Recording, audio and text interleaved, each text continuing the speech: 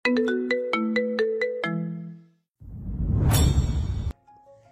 স্নিগ্ধতায় ঘেরা বিকেলবেলা। নীল দিগন্তের পশ্চিম কোণে কমলারূপ অরুণ মিষ্টি হেসে চেয়ে আছে। তার মিষ্টি হাসির উষ্ণতা ধরণী চেয়ে আছে। নীল দিগন্তের বুকে শতবিহঙ্গের দল ডানা মেলে উড়ে বেড়ায় এলোমেলো। দেশি পাখির ভিড়ে অতিথি পাখির কলকাকলিতে মুখরিত নীলাম্বর। সরকার বাড়ির আঙিনায় দেশি বিদেশি পাখির মেলা বসেছে যেন। রং বেরঙের বিভিন্ন প্রজাপতির পাখির বসবাস এই আঙিনায়। সারাটা বেলায় তাদের খুনসুটি দেখা যায়, তবে বিকেলে তাদের মিলনায়তন চক্ষু শীতল আবেশে ভরিয়ে দিতে সক্ষম। অরুণ সরকারের আগমন ঘটেছে সরকার বাড়িতে, একা এসেছে। শুক্রবার অফিস বন্ধ, কাজের চাপাকল থেকে মুক্ত। একা তার ছোট্ট কুটিরে ভালো লাগছিল না, শ্বশুরবাড়িও যেতে ইচ্ছা করছিল না। দু একদিন পরপরই যাওয়াটা কেমন দেখায় না। তার উপর ও বাড়িতে পাতাবাহার যেন তাকে চোখেই দেখে না। কথা বলা তো দূরের কথা, লতা মেয়েটাও বাপের বাড়ি পড়ে আছে। অরুণ গেলেই খোঁচা মেরে কথা বলবে। অরুণ অপমান বোধ করে, তাই ভেবেছে যাবে না। পাতা কল করলে তবেই যাবে। অরুণ বর্তমানে সরকার বাড়ির আঙিনায় পাতা বেতের চেয়ারে বসে গরম ধোয়া ওড়ানো চায়ের স্বাদ নিতে ব্যস্ত। সে একা নয় এখানে। আরিয়ান, রুবি, আদুরি, আসমা বেগম, আভারি, মিনু, সুফিয়া সবাই উপস্থিত। আনিকা, রূপনয়ন খেলছে। সুফিয়া তাদের দেখাশোনা করছে। মিনুও তার সঙ্গে। আভারি অরুণের পেছনে দাঁড়িয়ে। অরুণ বসতে বললেও বসেনি। আদুরি অরুণ পাশে বসে একটার পর একটা প্রশ্ন করেই যাচ্ছে। আরিয়ান তাকে এটা ওটা বলে লেকপুল করছে, আর আদুরি কাঁদো কাঁদো হয়ে তার কাছে নালিশ জানায়। অরুণ আরিয়ানকে মিছে মিছে শাসায়। দুষ্টু মিষ্টি খুনসুটির মাঝে হঠাৎ আদুরি অরুণকে উদ্দেশ্য করে বলল, বড় ভাইয়া, শুনলাম ভাবি নাকি রাগ করে বাপের বাড়ি পাড়ি জমিয়েছে, সত্যি? আরিয়ান সন্দেহ চোখে চায়। আম পাতা জোড়া জোড়া ভাইয়ের উপর রাগ করে বাপের বাড়ি চলে গেছে, সত্যি? এ যে অতি আশ্চর্যের বিষয়। অরুণ ভ্রুকুটিতে ভাঁজ ফেলে জিজ্ঞাসা করে, কার থেকে শুনলি? আদুরি পরে এবার বিপাকে কি জবাব দেবে, তবে আরিয়ানের প্রশ্নে আদুরি আটকে রাখা শ্বাস ছাড়ল। ভাই, সত্যি আম পাতা জোড়া জোড়া রেগে বাপের বাড়ি গেল? আমার তো বিশ্বাস হচ্ছে না। অরুণ স্বাভাবিক মুখের আদল গম্ভীর হয়। চায়ের কাপে চুমুক দিয়ে বলে, রেগে না, নায়র গেছে। ডেলিভারির সময় সব মেয়েরাই তো যায়। তাই তো বলি, তেজপাতার আবার রাগ, তাও ভাইয়ের ওপর। চোখে হারায় তোকে ভাই। তুই বললে ঠান্ডা চা গরম মনে করে খেয়ে নেবে। আরিয়ান হেসে বলে। আদুরিও হেসে ওঠে তার কথায়। অরুণের কাঁধে মাথা রেখে বলে, বড় ভাবি ভাইয়াকে অনেক ভালোবাসে, বুঝলে ভাইয়া, তাই ভাইয়ার কথা মেনে চলছে। আরিয়ান হেসে মাথা নেড়ে সায় জানালো আদুরির কথায়। রুবির দিকে আর চোখে চেয়ে বলে, আম পাতা মতো জামাই পাগল মেয়ে তো সব ছেলেরা বউ হিসাবে চেয়ে থাকে, কিন্তু কপালে তো তাদের রিনা খান নাচে। রুবি কটমট করে চায় আরিয়ানের দিকে। আরিয়ান ভুলেও তাকায় না তার দিকে। অরুণ চা শেষ করে কাপ সামনের টেবিলে রেখে আরিয়ানের দিকে তাকিয়ে খানিকটা কড়া সুরে বলে, ভাবি হয় তোর, ভাবি সমাধান করবি, নইলে রাখার দরকার নেই। আম পাতা তেজপাতা কেমন সম্বোধন? অরুণের কড়া সুরে বলা বাক্য আরিয়ান সিরিয়াস নেয় না। হেসে বলে, রেগে যাচ্ছ কেন ভাই? আসলে এইটুকুনি তো আমাদের ভাবি। দেখতে পিচ্ছি লাগে, মনে হয় আদুরির চেয়েও ছোট, কলেজ পড়ুয়া মেয়ে। অরুণ কিছু বলে না, তবে তার মুখ হাব সিরিয়াস। রুবির আরিয়ানের দিকে তাকিয়ে বলল, তুমি মজা করে বলো, কিন্তু তোমার ভাইয়ের ভালো লাগে না হয়তো। কানে ঢুকেনি কথা, ভাবি ডাকলে ডেকো, নইলে ডেকো না। সেটা আমি আর আমার ভাই বুঝে নিব, তোমাকে ভাবতে হবে না। তেরা গলায় বলে আরিয়ান। রুবির মুখটা থমথমে। আসমা বেগম আরিয়ানকে চোখে শাসায়। অরুণ চেয়ার ছেড়ে উঠে বলে, আমি আসি তাহলে। আসমা বেগম কপালে ভাঁজ ফেলে জিজ্ঞাসা করে, আসতে মানে? ফ্ল্যাটে তো কেউ নেই, এখানেই থাকো কটা দিন। না ছোটমা, অন্যদিন না, সম্ভব নয়। আসমা বেগম আর জোর করেন না, তবে অরুণকে বসতে বলেন, কিছু জরুরি কথা বলবে বলে। অরুণ আবার বসে পড়ল। আদুরি ভাইকে ফিসফিস করে বলে, ভাবির কাছে যাবে? তাহলে আমাকে সঙ্গে নিবে? ভাবিকে দেখি না কতদিন হলো। না। অরুণের স্পষ্ট জবাব। আদুরি চুপসানো বেলুনের মতো মুখ বানিয়ে নেয়। ভাইটা তার একেবারেই রসকসীন। আসমা বেগম চা শেষ করে বলে, আরিয়ানের সাথে কথা বলেছি আমি, তোমাকে ফোন করে আসতে বলতাম, তুমি এলে ভালোই হয়েছে। আসল কথায় আসি, তোমাদের বোন বড় হচ্ছে, তাকে পাত্রস্থ করতে হবে। ছোট নেই এখন সে। রিসেন্ট একটা প্রস্তাব এসেছে, আসমানিয়ে আপার ভাসুরের ছেলে, নাম কারিম মুঈদ। তোমরা দেখেছো, পেশায় ইঞ্জিনিয়ার, দেখতে শুনতে ভালো, ফ্যামিলি স্ট্যাটাসও মেলে। তারা আদুরিকে তো দেখেছেই, তাদের পছন্দ বেশ। আমি টুকটাক খোঁজ খবর নিয়েছি, আমারও পছন্দ হয়েছে। আরিয়ানের সাথে কথা বলেছি, এখন তোমাকে বলছি, দেখো চলে কিনা। চললে কথা আগাবো।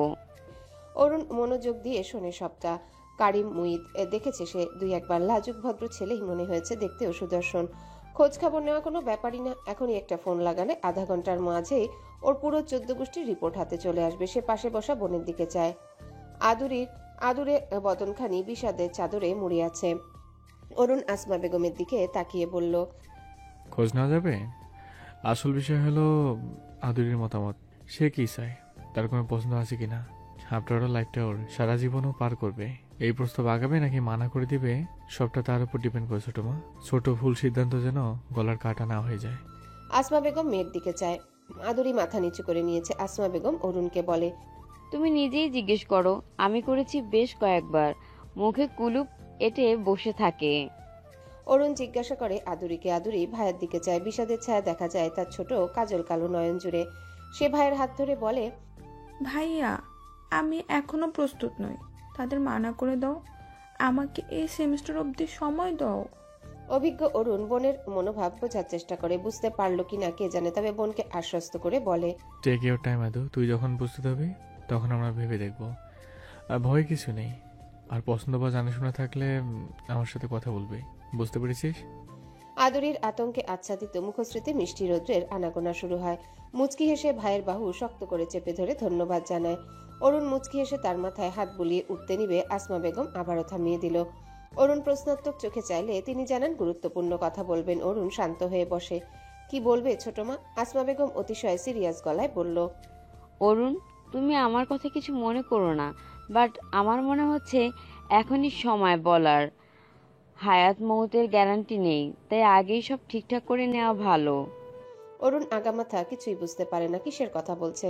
আসমা বেগম সময় নিয়ে ব্যাপারটা ক্লিয়ার করে। তোমার বাবা যখন সম্পদের উইল করেন তখন তুমি প্রাপ্তবয়স্ক হলেও আরিয়ান আদু নাবালিকা ছিল, তাই ওদের নামে করলেও সব তোমার আওতাধীন আছে। এখন আদু আরিয়ান দুজনেই যথেষ্ট প্রাপ্তবয়স্ক, তাই সবকিছু বুঝিয়ে নিলে ভালো হয়। তুমি প্লিজ ব্যাপারটা পজিটিভলি নিবে।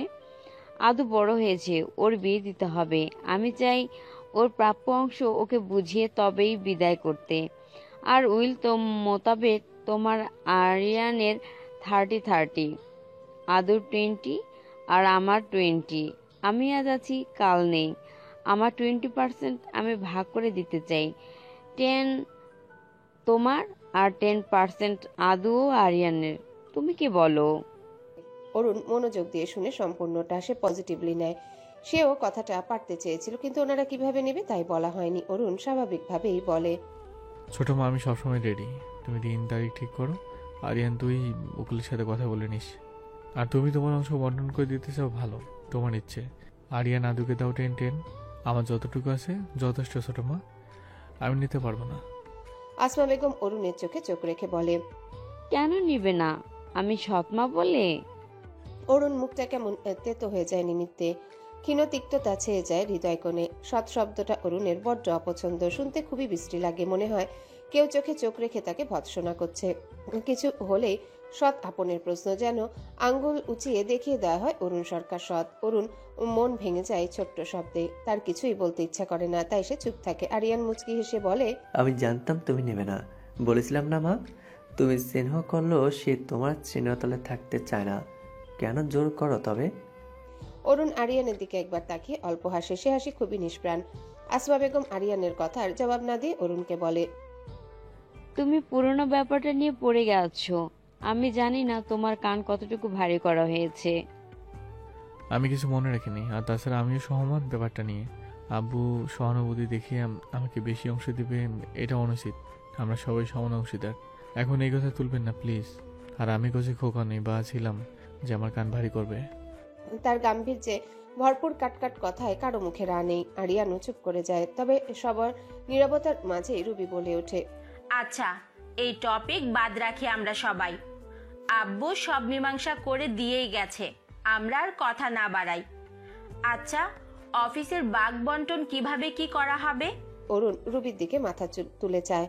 আরিয়ানের পাশে দাঁড়িয়ে এসে অরুণের অধর কোণে হাসি দেখা যায়। মানুষ কত দ্রুত পরিবর্তন হয়ে যায়। মানব মনে যদি হিংসার এক ছোট্ট ঝলক উদয় হয়, সেটা লাভায় পরিণত হতেও সময় নেয় না। এতে সাহায্য করে কতিপয় মানুষরূপী শয়তানের নাতিপুতি। তবে সে খুশি হয়। অবশেষে তার সামনেই কথা উঠল। সব মীমাংসা করে নেওয়া যাক। সে কিছু বলার উদ্যোগ নেয়। এর আগে আরিয়ান খেকিয়ে ওঠে রুবির উপর, দাঁড়িয়ে চড়া গলায় বলে, তোমাকে এর আগেও বলেছি, আবার বলছি, অফিস সম্পূর্ণটা ভাইয়ের। আব্বু তার নামে লিখে দিয়েছে। আর অফিসের বরাডুবির সময় ভাই নিজ পুঁজি ও পরিশ্রম ব্যবসায় দাঁড় করিয়েছে। আর তোমাকে আমাদের পারিবারিক বিষয়ে নাক গলানোর কোনো দরকার নেই। অপমানে রুবির মুখ থমথমে। সে কিছু না বলে চলে যাওয়ার জন্য পা বাড়ায়। অরুণ উঠে রুবিকে আটকায়। আরিয়ানকে ধমক দিতে ভুলে না। বাচ্চারা খেলা বন্ধ রেখে এগিয়ে আসে। অরুণ তাদের খেলতে যেতে বলে ইশারায় মিনুকে বলে সরিয়ে নিয়ে যেতে। বাচ্চারা চলে গেলে অরুণ রুবিকে বসতে বলে। রবি তুমি বসো। আর আরিয়ান রবি আমাদের পরিবারের একজন অংশ, তাই কথাবার্তা সাবধানে বলবে। আরিয়ান মাথা নিচু করে বসে থাকে। এই রুবিটা তো আগে এমন ছিল না। এতটা লোভী মনোভাব যে রুবির মায়ের কুমন্ত্রণায় প্রভাব বুঝতে বাকি থাকে না। সে যাই হোক, রুবিও সমান দোষী। লজ্জায় তার মাথা কাটা যায়। আসমা বেগম চুপচাপ। তিনি শান্ত চোখে সবটাই পর্যবেক্ষণ করে। রুবিকে এসেই বলেছিল অফিসে ব্যাপারটা তুলতে। সে রুবির দিকে আর চোখে চায়, রুবিও তার দিকে চেয়ে। ওনার জন্যই তো এভাবে সবার সামনে তাকে অপদস্থ হতে হলো। ওনার জন্যই তার অফিসে পদার্পণ। রুবি দীর্ঘশ্বাস ফেলে মাথা নিচু করে রাখা আরিয়ানের দিকে চায়। আসমা বেগম নিজেকে ধাতস্থ করে অরুণকে বলে, অরুণ, কথা যেহেতু উঠেছে, ক্লিয়ার করে নেওয়াটা যুক্তিসঙ্গত নয় কি? অরুণ হাসে। দু হাতে তালু ঘষতে ঘষতে এগিয়ে যায় আসমা বেগমের দিকে। তার পাশের চেয়ারে বসে শান্ত গলায় বলে, অবশ্যই যুক্তিসঙ্গত। আর আমিও ক্লিয়ার করতে চাই, আমি অরুণ কারো একানা হক মেরে খাবো না ছোট মা, আবার নিজের একানা ছেড়েও দেবো না। আসমা বেগম অরুণের চোখে চোখ রাখে। অরুণও চোখ সরায় না। চোখে চোখ রেখে বলে, আব্বু সম্পূর্ণ অফিসটা আমার নামে দেয়নি। তিনি উলিয়ে রেখেছিলেন যে তার ব্যবসা এগিয়ে নিয়ে যে যাবে সেই অফিসের মালিক পাবে। আমি আরিয়ানের সাথে এই বিষয়ে কথা বলেছি, বলুনি আরিয়ান? আরিয়ান সম্মতি জানালো। আসমা বেগম ভ্রু কুচকে চায় আরিয়ানের দিকে। কই, তার সাথে তো কোনো কথা হয়নি এই বিষয়ে। অরুণ রুবির দিকে তাকিয়ে আবারও বলে, আমি ছোট মাকে আরিয়ানকে সম্পূর্ণ অবগত করে অফিসে পারে গেছি। অফিস ভরা ডুবে দিনে লালবাতি জ্বলছিল। আমি সাহায্য ছিলাম ছোট মার কাছে, সে ভরসা করেনি। এমনকি ধার হিসাবে চেয়েছিলাম, তবুও ভরসা পাইনি। ইগো বলে মামার কাছে হাত বাড়িয়েছিলাম। মামা রাজি হলেও মামি মুখের ওপর মানা করে দেয়। সাথে সাথে ফিরে এসেছিলাম। সব আশার আলো নিভে যায়। আমি অফিস নিলামের জন্য সাই জানাবো, আর তখনই রাসেল ফোন করে জানায় তার কাছে কিছু আছে আর বন্ধু মিলে ম্যানেজ করতে পারবে। আমি যেন নিলামের জন্য সম্মতি না দিই। তারপর কি, ওরাই সব ব্যবস্থা করলো। আমি পরিশ্রম করলাম, সফলও হলাম। দু একবার পা পিছলে পড়লেও সামলে নিয়েছি। স্বস্তি ফেলে আমি আরিয়ানকে বলেছিলাম অফিসে জয়েন হতে। ও মানা করে। আমি এখনো বলি, ওকে বিশ্বাস না হলে জিজ্ঞাসা করতে পারো। রুবি মাথা নিচু করে নিয়েছে আগেই। আসমা বেগম মুখখানাও মলিন। আরিয়ান ভাইয়ের কথায় মাথা নেড়ে সায় জানালো। অরুণ মুচকি হেসে বলল, আদৌ 10, আরিয়ান 30% শেয়ার আছে, বাকি 60 ভরে নেবে। কারো কোনো অভিযোগ থাকলে নির্দ্বিধায় বলতে পারো। পিনপিন নীরবতা। পাখির কলকাকলি ব্যতীত আর কোনো শব্দ শোনা যায় না। আরিয়ান নীরবতা ভেঙে বলে, ভাই আমি কোনো শেয়ার নেব না। অরুণ জানে আরিয়ান কি বলবে। তার আপাদমস্তক চেনা অরুণের। সে তাকে থামিয়ে ধমক দিয়ে বলে, এক থাপ্পড় দেব। তুই চুপ থাক, তোকে বলিনি। ছোট মা তুমি বলো। আসমা বেগম স্বাভাবিকভাবেই বলে, আমার কি বলার আছে অরুণ? তোমার ভাই বোন, তুমি যা ভালো বোঝো, আমি এসবে নেই। বলেই তিনি উঠে চলে যায় বাড়ির ভেতরে। অরুণ তার প্রস্থান দেখে। উনি কি নারাজ? থাকলেও তার কিছু করার নেই। তারও ছেলে মেয়ের ভবিষ্যৎ আছে। স্বার্থপর দুনিয়ায় নিজের কথা না ভাবলেই নয়। আদুরি এতক্ষণ চুপ থাকলেও এবার উঠে অরুণের সামনে দাঁড়িয়ে বলে, ভাইয়া, আমি এসব ভাগ বন্টন বুঝি না। আমার কিছু চাই না। আব্বু তো নাই, তবে তার ছায়া রূপে আমার শুধু দুটো ভাই, ভাবি, আমার ভাতিজা, ভাতিজি, মা চাই। তাদের সাথে মিলেমিশে থাকতে চাই, তাদের ভালোবাসা চাই। পাবো না। অরুণ মুচকি হাসলো। উঠে বোনকে বাহুবন্ধনে আবদ্ধ করে। আরিয়ানও বসে থাকে না, এসে যোগ দেয়। রুবি চেয়ে দেখে তাদের ভাই বোনদের এই মেলবন্ধন। সন্ধ্যা হয়ে গেল, আমার ফিরতে হবে। আদু থেকে যা না ভাই। আরিয়ান ভাইকে ছেড়ে বলে। আদুরিও সরে দাঁড়ালো। অরুণ মুচকি আসে, যার অর্থ থাকবে না। আরিয়ান আজ জোর করে না। ভাইয়ের নাকে হ্যাঁ বানানো তার সাধ্যের বাইরে। আদুরি দুই একবার অনুরোধ করেও কাজ হয় না। অরুণ বাচ্চাদের আদর করে বের হয়ে যায়। মধ্যাহ্ন পেরিয়েছে সবে। পাতা লুকমানের সাথে মাতৃসদনে গিয়েছে চেকআপের জন্য। 2-3 দিন হলো পাতার কেমন নরম হয়ে গেছে, তার গুলুমুলু চেহারার একাংশ নেই, কেমন হাড্ডিসার হয়ে গেছে, শুধু ফুলো পেটটা দেখা যায়। চোখের নিচে কালি জমে গেছে, চোয়াল যেন ঝুলে পড়েছে। চোখ দুটো কোটর থেকে মনে হয় বেরিয়ে আসবে। পিঠ ও কোমর ব্যথায় কাঁদে, মাঝে মাঝে সেই ব্যথা পায়েও ছড়িয়ে পড়ে। অরুণ সরকারও 7 দিন হলো আসে না। ফোন করে অবশ্য লুবো ভোরের থেকে খোঁজ খবর নেয় প্রতিদিন। পাতাকে ফোন করে পাওয়া যায়, তবে কথা বলে না পাতা, শুধু কানে ধরে রাখে। পাতার কথা বলতে ইচ্ছা করে না। লুবমান ও লাবণী আক্তার নিয়ে গেছে পাতাকে। ভোর যাওয়ার জন্য বায়না করেছিল, তাকে বুঝিয়ে রেখে যাওয়া হয়েছে। বাড়িতে শুধু লতা, লাবিব, রুম্পা ও ভোর। লতা ড্রয়িং রুমে বসে টিভি দেখছে। ভোর ও লাবিব চোর পুলিশ খেলছে। ভোর পুলিশ, লাবিব চোর। পুলিশ বন্দুক হাতে চোরকে ধরার প্রচেষ্টায়, কিন্তু ধরতে পারে না। লাবিব হাসতে হাসতে ঘরের একোনা ওকোনা ঘুরছে। ভোর তার পিছু পিছু ছুটতে ছুটতে তার ফর্সা গোলগাল মুখ লাল হয়ে গেছে। ছোট রুম্পা হাসতে হাসতে তাদের পিছু পিছু ঘুরছে আর চুল ধলো বলে লাঠি নিয়ে দৌড়াচ্ছে ভোরের পিছু পিছু। ছুটতে ছুটতে তারা বাড়ির বাইরে বেরিয়ে আসে। গোটা কয়েক ফুল গাছ লাগানো বাগানের আড়ালে লুকিয়ে পড়ে লাবিব। ভোর তাকে খুঁজে এদিকে ওদিকে। রুম্পা তার পিছনে, ভোর খেয়াল করেনি। বন্দুক তাক করে পিছনে ঘুরতে কাদায় পড়ে যায় ঠাস করে, সাথে সাথে কেঁদে উঠে গলা ফাটিয়ে। ভোর চোখ বড় বড় করে চায়, হাত ধরে টেনে তোলার চেষ্টা করে। রুম্পা ওঠে না, শরীর ছেড়ে কাঁদতে থাকে। লাবিব বেরিয়ে আসে আড়াল থেকে। ততক্ষণে লতাও ছুটে আসে, মেয়েকে টেনে তুলে বলে, কি হয়েছে? এই অবস্থা কেন ওর? লাবিব কাঁধ উঁচিয়ে বলে, কি জানি। লতা ভোরের দিকে চায় তীক্ষ্ণ দৃষ্টিতে। ভোর কাচুমাচু করে চায়, এভাবে তাকিয়ে আছে কেন আন্টি? লতা মেয়েকে সান্ত্বনা দিয়ে জিজ্ঞাসা করে। ছোট্ট রুম্পা কাঁদতে কাঁদতে ভোরের দিকে আঙ্গুল তুলে বলে, ফেলে দিছে। লতা ভোরের দিকে চায়। ভোর মাথা নিচু করে বলে, ব্যথা পাইনি? তাহলে এমনি এমনি কাঁদছে। আর তোমাকে চিনি আমি, সেদিন পাতার কোলে ছিল বলেই কিভাবে লুকিয়ে চিমটি কেটে কাঁদালে মেয়েটাকে। সত্যি করে বলো তো ভোর, ওকে ইচ্ছে করে ফেলোনি? ভোর মাথা তুলে চায়। সেদিন চিমটি দিল, আজ সত্যি সে ফেলে দেয়নি। সে মুখটা গম্ভীর বানিয়ে বলে, সরি আন্টি, তবে আমি ইচ্ছে করে ফেলিনি। এমন ভাবে বলল যেন কোনো বড় মানুষ বলল। লতার কপালে ভাঁজ ফেলে খানিক শক্ত গলায় বলে, ভোর, লাবিব, যাও বাড়ির ভেতরে যাও। কোনো খেলা না, ভদ্র ছেলের মতো বসে থাকবে, যাও। লাবিব মুখ কালো বানিয়ে দৌড়ে চলে যায়। ভোর বন্দুক ওখানে রেখে হনহন করে চলে যায়। লতা নাক মুখ কুচকে নেয়। এইটুকু ছেলের আবার ভাব। ওর থেকে লাবিব 3-4 বছরের বড়ই হবে, এখনো বাচ্চামো স্বভাব যায়নি। আর এ এখনই মুরব্বীদের মতো আচরণ করে। ভোর চুপচাপ পাতার রুমে যায়, বিছানায় চুপটি করে বসে থাকে, লাল মুখটা হাসিবিহীন। লতা আন্টি আগে মিষ্টি ছিল, এখন কেমন যেন। সে কি ইচ্ছে করে ফেলে দিয়েছে ওই রুম্পাকে? ভোর জানালা ধরে বসে থাকে। তার বাবার কথা মনে পড়ছে। আম্মু এলে বলবে বাবাকে ফোন করতে, তাকে যেন নিয়ে যায়, সে বাবার কাছে থাকবে। ভোর মিসড আব্বু। এই সময় পরে পাতা, লুবমান ও লাবণী আক্তার বাড়ি ফিরে। লতা কন্ডিশন জিজ্ঞাসা করে। লুবমান বলে সব ঠিকঠাকই আছে, আর ডেলিভারি মনে এই সপ্তাহের মধ্যেই হয়ে যাবে। সাবধানে থাকতে বলেছে। হাঁটাচলা, খাওয়া দাওয়া, ঘুমানো সবটাই অতি সাবধানতার সাথে করতে হবে। পাতা আস্তে ধীরে হেঁটে ড্রয়িং রুমে বসে। লতা পানি এনে দেয়। পাতা একটু খেয়ে বলে, ভোর কোথায়? ঘুমিয়েছে? দুপুরে খেয়েছে কিছু, নাকি গাল ফুলিয়ে বসে আছে? বলেই হাঁপাতে থাকে। আজকাল অল্পতেই হাঁপিয়ে উঠে, দম বন্ধ হয়ে যায়। লতা তেরা গলায় বলে, নবাব ঘরে আসেন, ঘুমিয়ে আছে কিনা বলতে পারবো না। আর খাইনি, ডাকলাম এত করে এলোই না, বলে পরে খাবে। পাতা চিন্তিত বদনে উঠে দাঁড়ালো। বাচ্চাটা নিশ্চয়ই মন খারাপ করে আছে সাথে না নেওয়ার জন্য। পাতা সাবধানে হেঁটে নিজের ঘরে যায়। লতা বোনের যাওয়ার দিকে তাকিয়ে থাকে। পাতা ঘরে গিয়ে দেখে ভোর জানালার দিকে উদাসীন হয়ে তাকিয়ে আছে। সে যে ভেতরে এসেছে খেয়ালই নেই। পাতা শাল খুলে রাখে, বড় হিজাব খুলে ভোরকে ডেকে বলে, আব্বাজানের মন খারাপ কেন? রেগে আছো আম্মুর উপর? ভোরের উদাস মুখে চঞ্চলতা ফিরে আসে। পাতাকে দেখে সে এক প্রকার লাফিয়ে এসে উচ্ছ্বাস প্রকাশ করে বলে, আম্মু, ডাক্তার কি বললো? বাবু কবে আসবে? পাতা উচ্ছ্বাসিত হয়ে ফিসফিসিয়ে বলল। খুব শীঘ্রই আসছে। এক্সাইটেড? ভোর মিষ্টি হেসে উপর নিচ মাথা নাড়ল। পাতা তার গাল টেনে কপালে চুমু দিয়ে আদুরে গলায় শুধালো, খাওনি কেন সোনা? কত বেলা হয়েছে, আর একটু পরে তো রাত হবে। তোমার হাতে খাবো, তাই খাইনি। কিউট ভঙ্গিতে বলে ভোর। পাতা ছোট ছোট চোখে চায়। ভোর হেসে তার কপালে চুমু দিয়ে খিলখিল করে হেসে ওঠে। পাতাও হেসে দেয়। ফ্রেশ হয়ে খাবার নিয়ে আসে বড় প্লেটে। ভোর ও ভদ্র বাচ্চার ন্যায় বাবু হয়ে বিছানায় বসে। পাতা উঠে বসে। গরম ভাতের সাথে ডাল, আলু ভাজি, ভর্তা, ছোট মাছের চচ্চড়ি আর ডিম পোচ। পাতা ভাত মেখে বড় করে লোকমা বানিয়ে ভোরের মুখে দিতে থাকে। ভোর গপাগপ মুখে পুড়ে। পেটের খিদে যে আকাশচুম্বী পাতার বুঝতে অসুবিধা হয়নি। লতা এসে পানি দিয়ে যায়। পাতা ভোরকে পানি খাওয়ায়। ভোর বলে, ও আম্মু, তুমিও খাও না?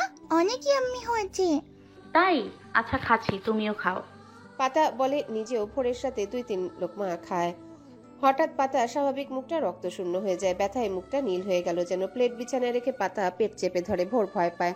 পাতার বাড়ন্ত পেটে হাত বুলিয়ে ভগ্ন কণ্ঠে জিজ্ঞাসা করে, আম্মু ব্যথা করছে? পচাবন আবার কিক করছে তাই না? পাতা চোখ মুখ খিচে মাথা নাড়ে। ভোরের হাতটা পেটের এক সাইডে রেখে বলে, দেখো তোমার বোন নড়ছে, এত দুষ্টু সে। আম্মুর যে কষ্ট হয় সে বুঝতেই পারে না। ভোর দুঃখী চোখে চায়। আম্মুর কষ্ট হচ্ছে, অনেক হচ্ছে তো, যে কাঁদছে। ভোর বিছানা থেকে নেমে টেবিলের উপর থেকে পাতার নতুন ফোনটা নিয়ে বাবার নাম্বারে কল করে। রিসিভ হওয়ার সাথে সাথে ভোর নাক টেনে বলে, আপু তোমার বাবু খুব দুষ্টু, আম্মুকে কষ্ট দেয়। ভই কিন্তু দুষ্টু বোনকে ভালোবাসবে না, কোলেও নিবে না। ঠেকে ঠেকে কাপা গলায় বলে ভোর। পাতার ব্যথার মাঝেও হাসে। বোনের নামে অভিযোগ দেওয়া হচ্ছে। পাতা ভোরকে ইশারায় ডাকে। ভোর এগিয়ে আসে, ফোন কানে রেখে। ওপাশ থেকে অরুণ অল্প হেসে বলল, কি দুষ্টুমি করলো আমার বাবু? আম্মু টাম্মিকে কিক করে। আম্মুর ব্যথা লাগে না বুঝিয়ে, কাঁদছে তো। পাতা ভোরকে পানি খাইয়ে অন্যায় মুখ মুছে দেয়। ফোন লাউডে থাকায় অরুণের গমগমে আওয়াজ ভেসে আসে। তোমার আম্মু দুষ্টুমি করে, তাই বাবু তাকে পানিশ করে। ভোর তীব্র বিরোধিতা করে বলে, আম্মু একটুও দুষ্টুমি করে না, সে গুড গার্ল। তোমার আম্মু আমার একটাও কথা শোনে না। পাতার ব্যথা ধীরে ধীরে কমে গেছে। এমনই হয়, হুট করে ব্যথা শুরু হবে, মিনিট 10 থেকে ব্যথা আপনা আপনি চলে যাবে। অরুণের কথা শুনে পাতার ইচ্ছে করে ফোনের ভিতর দিয়ে হাত ঢুকিয়ে লোকটার গলা টিপে দিতে। না কুচু ম্যানারলেস লোক। ও আব্বু তুমি আছো না, তুমি এসে তোমার বাবুকে বকে দাও। আমি এগিয়ে কি করব? তোমার আম্মু তো চেনেই না আমাকে, কথা বলো তো দূর, ফিরেও তাকায় না। ভোর আর চোখে আম্মুর দিকে চায়। ছোট ভোরও খেয়াল করেছে আম্মু আব্বুর সাথে কথা বলে না, আব্বু এলে দূরে থাকে। আম্মুকে আব্বুর উপর রেগে আছে। সে পাতার দিকে দৃষ্টি স্থির রেখে বলে, তুমি আসো আব্বু, তুমি এলে আম্মু কষ্ট হবে না, আম্মু কাঁদবে না। কাল অনেক কেঁদেছিল, আজ লুম মামার নানু হাসপাতালে নিয়ে গেছিল। পাতা চোখ বড় বড় করে ঘন ঘন না বোধক মাথা নেড়ে মানা করে বাবাকে না বলতে। ভোর তবুও গড় গড় করে বলে দেয় সব। ওপাশে পিনপতন নীরবতা বিরাজ করে। কিছু সময় পর টুটটুট করে ফোনের সংযোগ লাইন কেটে যায়। পাতা ছোট ছোট চোখে ভোরের দিকে যায়। ভোর ফোন রেখে দৌড়ে চলে যায়। যাওয়ার সময় চিল্লিয়ে সরি আম্মু বলতে ভুলে না। ভোর ঘর থেকে বেরিয়ে ড্রয়িং রুমে সোফায় বসলো। রিমোট খুঁজে টিভি অন করে কার্টুন দেখে। একটু পর গুটি গুটি পায়ে একটা মেয়ে দু হাতের আড়ালে মুখ লুকিয়ে এগিয়ে আসে। পিচি হাতের আঙ্গুলের আড়ালে মাঝে মাঝে উকি দিয়ে তুকি তুকি বলে ভোরের সামনে ঘুরঘুর করে। ভোর সেদিকে ভুলেও ফিরে তাকায় না। রুম্পা অনেক সময় ধরে তুকি তুকি বলে ভোর শোনে না বিধায় চলে যায়। মেন দরজার একপাশে রাখা জুতোর র্যাক থেকে একটা স্যান্ডেল এনে ভোরকে মারতে থাকে। ভোর রেগে চায় জুতোটা রুম্পার হাত থেকে ছিনিয়ে নিয়ে তার দিকে তাক করে চোখ রাঙিয়ে বলে, দুষ্টু মেয়ে, একটা মারবো। রুম্পা ঠোঁট উল্টিয়ে কেঁদে দেয়, যেন সত্যি ভোর মেরেছে। ভোর খানিক ঘাবড়ে আশেপাশে চায়, কেউ নেই। তবে সামনে চাইতে লতাকে দেখে ভোর উঠে দাঁড়ালো। রুম্পাও পেছনে চায়। মাকে দেখে দৌড়ে গিয়ে নালিশ জানায় ভোল মাপবো। ভোর চোখ বড় করে রুম্পার দিকে চায়। কি বিচ্ছু, তাকেই মারলো আবার নালিশ করে যে ভোল মাপবো, পচামে। লতা মেয়েকে কোলে নিয়ে ভোরের দিকে তীক্ষ্ণ দৃষ্টিতে তাকিয়ে বলে, মারছো কেন ওকে? ভোর ভ্রু কুচকে বলে, আমি মারিনি ওকে, ওই মারছিল আমাকে এই জুতা দিয়ে। কিন্তু জুতো তো তোমার হাতে। ভোর বা হাতে থাকা জুতার দিকে চায়, সাথে সাথে ফেলে দেয়। ইউ কি নোংরা। সে নাক মুখ কুচকে বলে, আমি ওর থেকে কেড়ে নিয়েছি।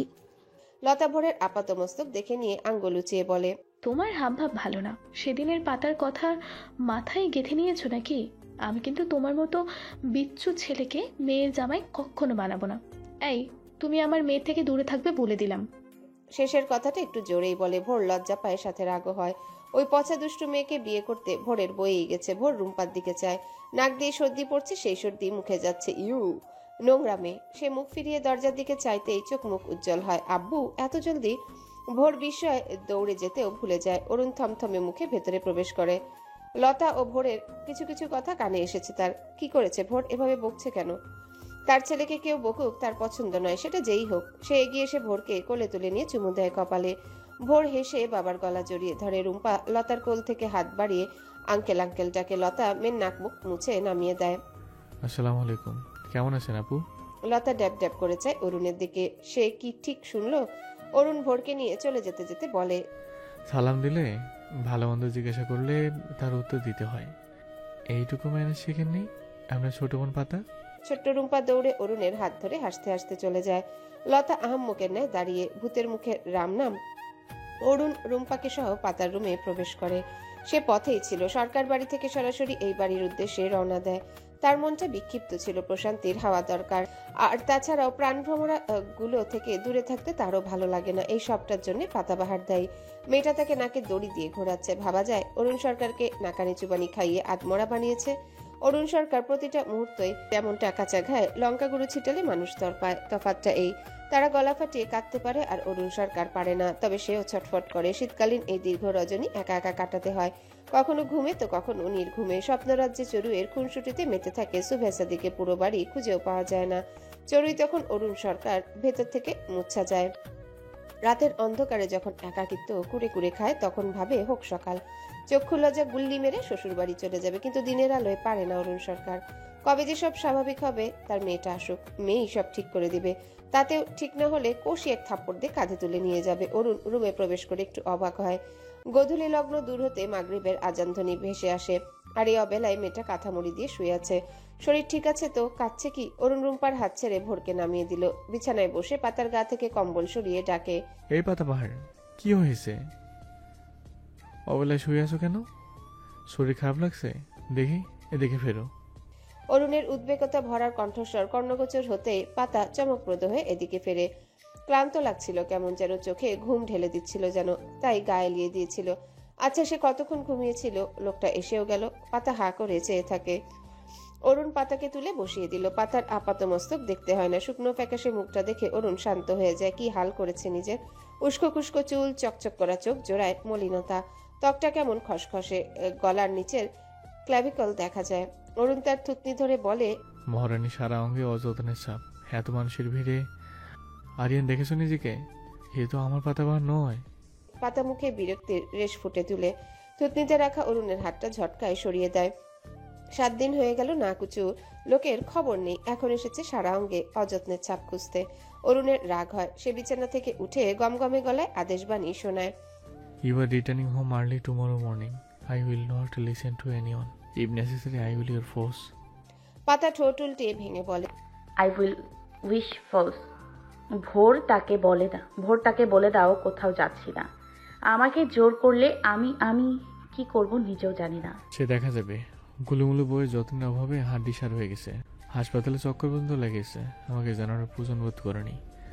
আর আমি অরুণ সরকার চুপ করে বসে থাকবো? ভোরকে শুধায় অরুণ। ভোর পিটপিট করে চায়। আব্বু আম্মু তাকে জিজ্ঞাসা করছে কেন, সে কার পক্ষে কথা বলবে এবার? রুম্পা আগেই কেটে পড়েছে অরুণের গম্ভীর গলার আওয়াজ শুনে। তাদের কথোপকথনের মাঝে লতা আসে ধূপধাপ পা ফেলে। পাতার সব রিপোর্ট বিছানায় রেখে বলে, আপনার অতি আদরের গুলুমুলু বউটা যত্নের অভাবে হাড়দিসার হয়ে যায়নি। তার ডেলিভারির সময় ঘনিয়ে এসেছে, যে কোনো সময় তার আগমন হতে পারে, তাই উইক হয়ে পড়েছে। It's normal. বাচ্চার মা দুজনেই সুস্থ আছে আল্লাহর রহমতে, তবে সাবধানে থাকতে হবে। অরুণ বিশ্বাস করে না তার কথা। সে রিপোর্ট হাতে নিয়ে বোঝার চেষ্টা করে। পুরোটা না বুঝলেও টুকটাক করে কিছুটা শান্ত হয়। তবে সে আর রাখবে না, যতই পাতা জেদ করুক, কালকেই চলে যাবে। লতা পাতাকে উঠতে বলে নামাজের জন্য। অরুণ তাকে ধরে নিয়ে ওয়াশরুমে যায়। পাতাকে অজু করিয়ে দিয়ে নিজেও অজু করে নেয়। কুয়াশার চাদরে মুড়ে আছে অন্ধকার রজনী। শীতটাও জমকালো ভাবে জেকে বসেছে। ডিসেম্বরের শেষ দিন। নতুন বর্ষকে সাদরে বরণ করতে মুখিয়ে সবাই। ঘড়িতে 10টা বেজে 1 মিনিট। আর প্রায় 2 ঘন্টা পর নতুন বর্ষ আগমন। পাতা বিছানায় শাল মুড়িয়ে বসে আছে। তার চোখে টইটুম্বর নোনা জল যে কোনো সময় গড়িয়ে পড়বে। মুখটাও কেমন ফ্যাকাশে রক্তশূন্য। ভোর তার সামনে গালে হাত দিয়ে বসে আছে ফ্যাকাশে মুখে। আম্মুর চোখে পানি থাকবে কেন? আম্মুর কি খুব কষ্ট হচ্ছে? তাহলে বলছে না কেন? ও আম্মু, কষ্ট হচ্ছে তোমার? বাবু আবার দুষ্টুমি করছে। পাতা ভোরের দিকে চায়। সাথে সাথে কপল বেয়ে বাড়িধারা বইতে শুরু করে। ভোর ঘাবড়ে যায়। পাতা দাঁতে দাঁত চেপে বিড়বিড় করে বলে, আমার ভয় করছে ভোর, মনে হয় কেউ টেনে নিয়ে যাচ্ছে আমাকে। তোমার আব্বুকে ডাকো ভোর। ভোর উঠে এসে পাতাকে জড়িয়ে ভঙ্গুর স্বরে বলে, আমি আছি তো আম্মু। বলেই উঁচু গলায় বাবাকে ডাকে। অরুণ ব্যস্ত পায়ে ভিতরে প্রবেশ করে জিজ্ঞাসা করে কি হয়েছে। ভোর বাবার দিকে তাকিয়ে বলে, আম্মু কাঁদছে, ভয় পাচ্ছে। অরুণের কপালে ভাঁজ পড়ে। সে ভেজা হাত তোয়ালে দিয়ে মুছে দরজা বন্ধ করে বিছানায় বসে। ভোর পাতাকে ছেড়ে সরে যায়। অরুণ পাতার গালে হাত রেখে নরম সুরে বলে, আমি কি হয়েছে? ভয় কেন পাচ্ছ? পাতা কিছু বলে না, শুধু ঠোঁট ভেঙে কেঁদে দিল গুনগুন করে। অরুণ চিন্তিত হয়। সে তড়িঘড়ি পাতাকে টেনে বুকে জড়িয়ে বলে, কি হয়েছে বলবে? পেট ব্যথা করছে খুব বেশি? এই পাতাবাহার, অল্প অল্প মনে হয় পেট ফেটে বেরিয়ে আসবে এক্ষুনি। অরুণের বুকে মুখ গুজে বিড়বিড় করে বলে পাতা। অরুণ হাসবে কিনা বুঝতে পারে না। সে পাতার মাথায় হাত বুলিয়ে বলে, আর একটু সহ্য করো পাতাবাহার, সে আসলে সব ব্যথা গায়েব হয়ে যাবে। পাতা লম্বা শ্বাস টেনে শান্ত হয়ে যায়। এখন ভালো লাগছে একটু, ভয় ভয় অনুভূতি হচ্ছে না। ভয় লাগবে কেন, এটা যে তার স্বস্তির জায়গা। অরুণ নিজেও স্বস্তির শ্বাস ছাড়ে। একজন মা কতটা কষ্ট ও ব্যথা সহ্য করে একটা বাচ্চার জন্ম দেয়। 10 মাস 10টা দিন একটা প্রাণ নিজের ভিতর ধারণ করে। শত যন্ত্রণা সহ্য করেও বিরক্ত হয় না, বরং হাসি মুখে মেনে নেয় সবটা। প্রসব বেদনা সহ্য করে প্রাণটাকে ভূমিষ্ঠ করে।